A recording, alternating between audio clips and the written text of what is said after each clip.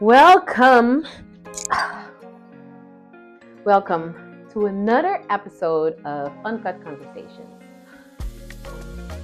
My name is Tashmness. I need to learn to make this intro. Welcome to another episode of Uncut Conversations with your hostess, Tashmness. And today I'm here with a bucket, an empty bucket. I'm here with scissors. I'm here with not enough water. I should have filled this, but I guess when we have a break and go for the next part, I'm gonna fill this. And we're here with a story to tell. Because finally, I'm taking my time today to share about my experience in Guinea Bissau, which was 100 and something days ago that I went. I was gonna check my phone actually as well because my phone still has the countdown. I had like a countdown on my phone, counting down how many days left until my first mission to Guinea-Bissau. And when I went on the mission, the countdown continued, saying 2 days ago you went on your mission to Guinea-Bissau, or 100 and something days ago you went on your mission to Guinea-Bissau. So I wanted to check still actually and see. I forgot. I cannot stop it right now because I'm using my phone, of course, to film. But while we're talking, I'm gonna be cutting this hair, or cutting. This is not, of course, well, I hope all of you see and know this is not all of my hair, but I really like it, but not as it is right now because it's a little bit messy and it's time to cut it off. It's time to get to just remove it, and it's very satisfying to remove it. I like removing it, and hence the scissors and hence the bucket, because I'm going to be cutting the points off. And I actually probably need to go a little bit closer because I need to see that I do not cut my hair. And then every time I take bits and bits off of the extension, I will throw it in the bucket. But yeah, you can see all that is dark, like the black, that is my hair, which is actually pretty long. It grew a lot, thank God. I'm just gonna get quickly elastic to for the hair that is undone and for the hair that is still left to do. Just a little bit closer to cut this off. But yeah, so I'm going to be talking about Guinea-Bissau, my time there, the mission I went out on, a lot of things that happened there, so many blessings. Well, the whole trip was a blessing. A lot of things I saw. Hold on, I need to focus quickly. I need to wait. What? Hold on. Let me see. But yeah, as you can see, it's very like not okay anymore. It's not tidy anymore. We cannot have that there anymore. I think we could. I think it's here. I hope it's there. Okay, that's one. Another piece, which is this. This as well as part of the uncut conversation. I can't concentrate and talk. I need to just quickly see what I'm doing and not cutting my hair off. Oh, that kind of looked a little bit too close to my hair. I'm not so sure. Almost. Oh, I can see it. Okay. And I always like it actually when I cut the hair because this looks like a nice look as well. Like this size, which I kind of do want to try out once. I know when, but I will. So, and as well, the video is my mirror. Ooh, that's too short. That's too close. And if I cut my hair, then a little bit. You never hurt nobody. It'll grow back. Last part, and then I can talk. I'm so sorry for this. I thought I could do both. I guess I cannot. Okay, that's the last part. So now I can go back. Sit scissors done. Bucket already being filled. But yeah, I like the short, uneven. No, okay. I thought I had cut my own hair. Anyway, we're gonna see because it kind of looks very short on this side. Oh my goodness, did I? I hope not. Anyway, it's already done. So, but yeah, very uneven cut. But anyway, I like this size as well, and actually reminds me of I've had long seasons and a lot of seasons of wanting to um, dread my hair, do dreadlocks, and like this, and maybe with a color as well. But yeah, no, definitely like like this, and then of course to continue to grow. But this really reminds me of that look that I wanted, and sometimes still want, and it brings back the cravings of want to dread my hair. But I love my afro too much to dread my hair. So yeah, that's not gonna be it. But anyway, back to Guinea-Bissau. Back to my time there. I'm just gonna put this here, and it's gonna look probably very funny. That's okay. And then I'm gonna be getting taking them out. Can't wait to see my afro again. Okay, so back to Guinea-Bissau. I went on the 10th of May, 100 and so days ago. And first of all, it was already it still is a huge blessing that I was even able to go, that I was allowed to go, that so many people helped for me to go, blessed me to be able to go. Yeah, so yes, that in like in general, in the whole, that is the whole, I don't know how to say this. That in its all already is a huge blessing. Dat in zijn geheel is already a huge blessing, which I'm very grateful, very thankful for. So I went to Guinea-Bissau from the 10th till the 22nd. It was 12 days. It was, well, and that was a thingy as well, which at the end, so beautiful as well. I'm gonna probably say beautiful like 100 times more, but really beautiful. Because when I started to plan, actually, maybe let's go back a little bit. Let's go back to when I was a very little girl, when I was 11 years old. Apparently, I came home one day and I didn't know this, which actually is a testimony of its own as well to share. But that's going to be too long right now to add on, so I'm going to leave that for a separate thing. And that's going to be nice to do with my mother if she accepts my invitation. This is now a public invitation, Mother. I've already invited her, but she's a bit camera shy. I'm camera shy. She's more camera shy. She is the photographer, the camera shy photographer working behind the cameras. She does amazingly. But yeah, the invite is still there for her to tell this story. But when I was 11 years old, one day I came home and told my mother that I want to become a midwife. That never left my head, my mind. But apparently, and this is the part I didn't know before, but I only found out after, I also said that that same day, that same breath, I said that after I become a midwife, I want to go to Africa and do voluntary work. No country, just Africa, somewhere in Africa, and just do voluntary work. And I know for sure that Africa always had, I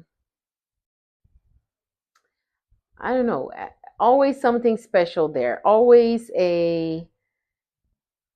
I don't know, like a calling, something calling to me, or and always an interest there.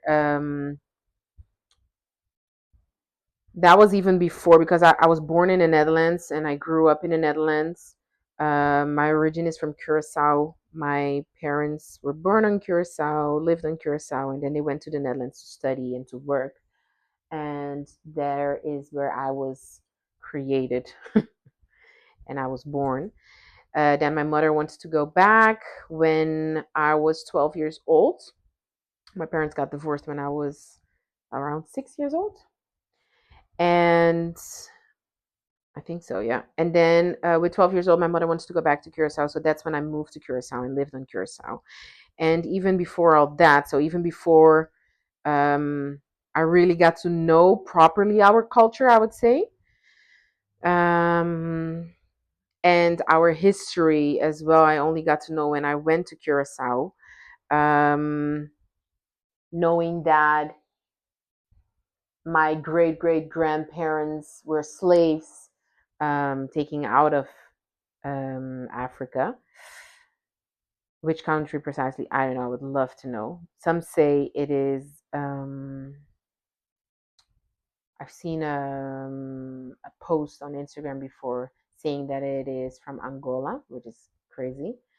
But I've as well heard Guinea-Bissau, and Guinea-Bissau not, is it? No, no, I think that was my own thought. But Cabo Verde. But Cabo Verde, after I understood, like it was probably just a stop on Cabo Verde, like taking from the continent to Cabo Verde, the islands, and then from the islands spreading to the other islands. And then apparently one of our, like Curacao as well, was an island to stop on and then spread to the rest of the Caribbean and the Americas. Apparently as well, hence the name Curacao, which means, Curacao, coração in Portuguese is heart. So heart of the slavery, heart of Caribbean. There are a couple of stories. But yeah, not sure where precisely, but knowing like history that yes, of course, we have like African roots in there. Before all that, knowing all that, I already had that feeling in the Netherlands, living in the Netherlands as a young girl, growing up with my favorite movie, still today, The Lion King. And I guess the songs as well, and some words in Swahili as well. Swahili, they they sing and say in The Lion King. I don't know. There was always an attraction, and when I was young as well, that same attraction age there. I used to go around to houses at our neighbors. Well, that was helping in general, like trying to like ask my neighbors and people around for money, so it can go to good causes or helping, because that's how they always try to get us to eat our food. There are children in Africa that are not eating, so eat all your food. Be grateful that you have food. You need to eat everything. But for other kids, that would have been like, for other kids, they would think like, oh yeah, I'm gonna eat it now, but then forget it and let go. But for me, it always stayed. And so that is one of the reasons as well that I I don't like leaving food on my plate. I still today. I think that is some of the things that helped me to become golosa, goloso, a little bit goloso, yeah. That liking food as well. But as well, just mindful of what I'm going to eat, right? Will I eat this, and not to like put too much and then like not eat it.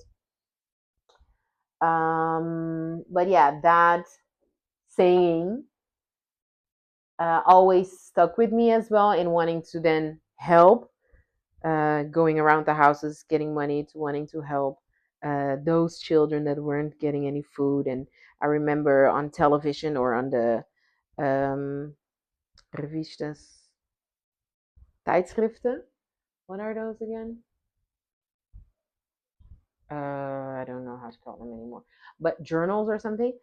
By, I don't remember actually, as I think it's Samsung in the Netherlands. Was it Samsung? I think it's called Samsung, where there were stories of as well of children in several countries in Africa, with pictures showing, seeing a little bit, like getting a better look of what is happening and what type of help they needed, and what is hunger, and etc.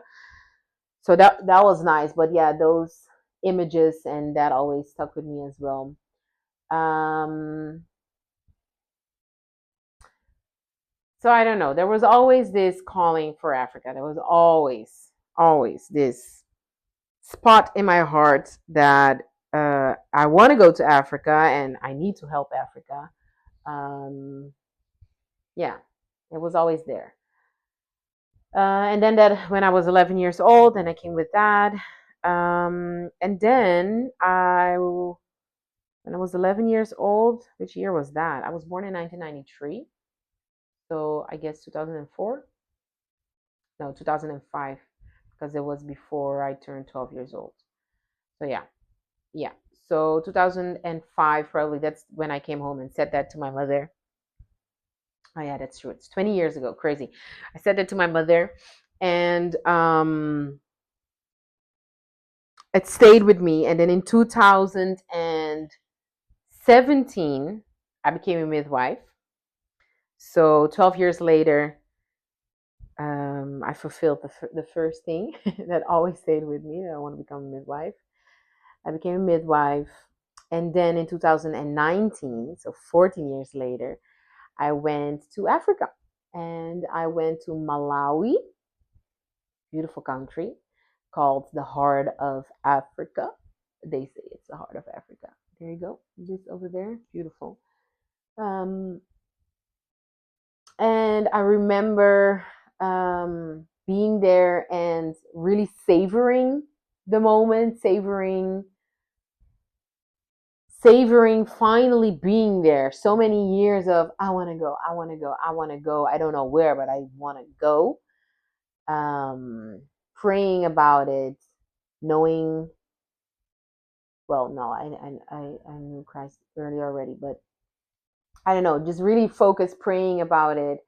Um, that God may guide me as well to the right organization. I actually wanted to go with a Christian organization.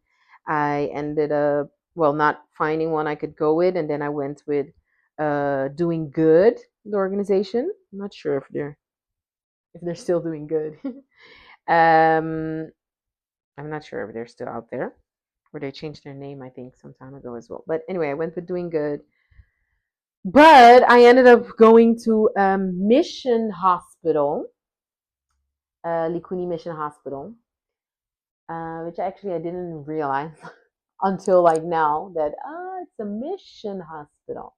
So Likuni Mission Hospital, which was beautiful. Every morning there was a moment of prayer with reading a psalm, no, singing a psalm or a hymn, and reading a chapter, or reading a psalm or reading a chapter in the Bible. I think reading a psalm and then singing a hymn. I think it was that. Beautiful, beautiful, beautiful.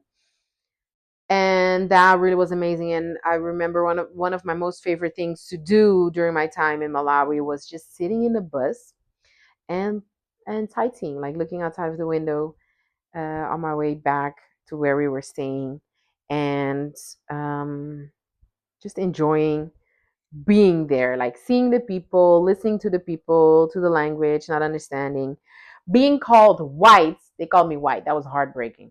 That was heartbreaking. Yeah, that was very uncomfortable for me. They called me white. Azungu means white, or a white one, or white person. Oh, they called me white next to the real white people. Like, I remember being shocked, flabbergasted, like looking to the real white, not pale, but almost pale people next to me, and then looking at them like, "Are you calling me white as well? Are you sure?" But yeah, they really did call me white, and it broke my heart. Um, but yeah, and then just the kids playing around and seeing more. How do you say, driving in between the markets, where just the open cow, like skinned off cow, hanging, should be red but almost black because of all the flies that were on top of it, stuff like that. um yeah. It was very different, of course, of what I knew, um but a blessing. I don't know, blessing to finally be there and just absorbing it all, and just trying to be aware of what was happening and just being there, right? So that was Malawi. Um, I still, yeah, still love that trip in Malawi. Went to Zambia as well, but Zambia was for safari. I went on safari in Zambia, but yeah, mostly Malawi. So I did that in 2019, and then, but I did when I went as well. I do have to say, when I went, I didn't. I went as a midwife going to do voluntary work. That's what I did. As a midwife, I went to do voluntary work for 2 months in the hospital there, which was amazing. It was a blessing. All the people, the smiles, the kindness, the interest, wanting to know my family, um, contacts as well. Everybody sending messages years after. Oh, crazy. Very beautiful. Very, very, very beautiful. But yeah, I went as wanting to go as a midwife and do voluntary work in a hospital, nothing else. I didn't continue to think. And then last year I understood another part of my life, of my calling, um, as a missionary, to be a missionary, or that I am a missionary. And that's why I have been calling this trip to Guinea Bissau in May as well my first mission. And I remember Laura, Pastora Laura, the one of the founders of the organization I went with now, Hope for Fulanis, saying like that no, that it's not my first mission, which still I still have to sink in, and I would love to have that conversation with her still as well. Um, but yeah, I've been calling it my first mission because I learned as well that I'm not going to do voluntary work as a midwife. Yes, I did that. I went as a midwife as well, but I went as Tashmeen. I went as me, a midwife, me, a daughter, me, a sister, me, a friend, um, representative of Christ, um, me, creative writer, me, sporter, lover of, I don't know, fruit, whatever, just me as me. And as me, as we, all of us are called to be us, as we have been created to be.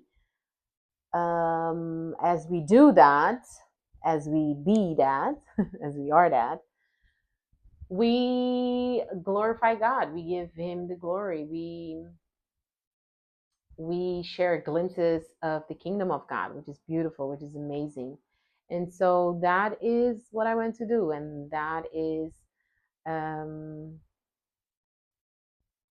why as well. Then I say this was my first mission because I understood that it's not just going to do this. No, I'm just going to live to be me. Um, yeah, and as I am me, I'm glorifying Him, which is beautiful. So back to the days. I went from the 10th of May till the 22nd.